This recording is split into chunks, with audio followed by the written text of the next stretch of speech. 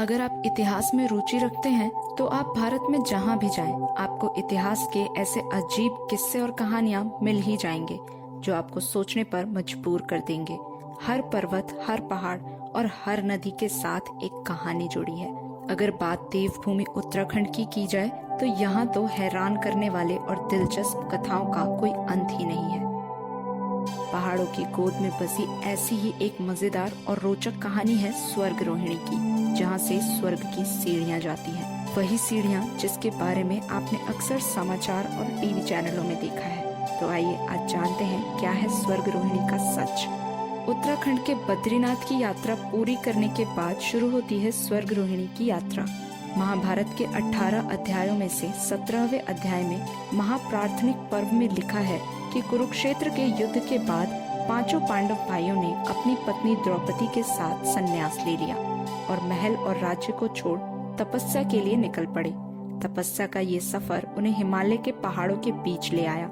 स्वर्ग की ओर अपने इस आखिरी सफर पर बढ़ते हुए हर किसी को एक एक कर अपने कर्मों का फल मिलने लगा। सबसे पहले द्रौपदी की मृत्यु हुई। उसका दोष ये था कि वो पांचों भाइयों में से सबसे ज्यादा प्रेम अर्जुन से करती थी। सहदेव भी इस यात्रा को पूरा न कर सका क्योंकि उसे अपने ज्ञान पर बहुत घमंड था। इसके बाद नकुल और अर्जुन की भी मृत्यु हो गई, जिसका कारण था उनका अभिमान। कुछ दूर बाद चलकर भीम की भी मृत्यु हो गई। उसका दोष था उसका लालच। ये लंबी यात्रा पांडवों को हिमालय की गोद तक लेकर तो आई, पर युधिष्ठिर को छोड़कर एक एक कर सबकी मृत्यु हो गई। ये माना जाता है कि एक कुत्ते के भेष में छुपे धर्म के साथ ही युधिष्ठिर ने स्वर्ग की सीढ़ियों की यात्रा पूरी की। महाभारत के इस अंश में ये भी बताया गया है कि बिना मानवीय शरीर छोड़े यही स्वर्ग रोहिणी का रास्ता है जहाँ से आप स्वर्ग जा सकते हैं। ये स्वर्ग की सीढ़ियाँ वही है जिसे रावण ने बनवाया था, लेकिन रावण 7 सीढ़ियों के बाद इसे पूरा नहीं कर पाया था।